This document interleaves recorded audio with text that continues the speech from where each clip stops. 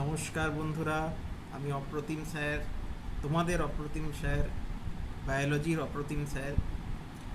তো আজকে আবার আমি দই নিয়ে আবার একটা ভিডিও বানাচ্ছি। সবাই দেখো, আমি দই খাচ্ছি, দেখতে পাচ্ছ? দই পড়ছে অল্প অল্প, ঠিক আছে। তো দই নিয়ে আমি আজকে একটা ভিডিও বানাচ্ছি।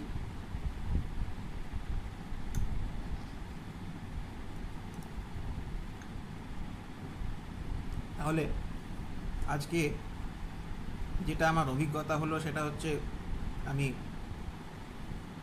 বাংলাদেশ নারী দল, women's cricket team of Bangladesh এর সাথে প্রথমে জাতীয় সঙ্গীত গাইলাম, রবীন্দ্রনাথ ঠাকুরের সোনার বাংলা আমি তোমায় ভালোবাসি।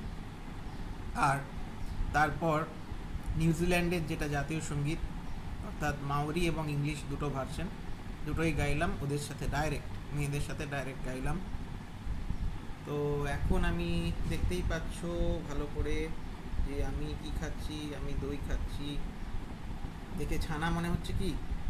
দেখো দই, ভালো করে দেখো দই। তো দইয়ের মধ্যে ল্যাক্টোব্যাসিলাস ব্যাকটেরিয়া আছে, যেটা আমাদের শরীরের পক্ষে খুব উপকারী।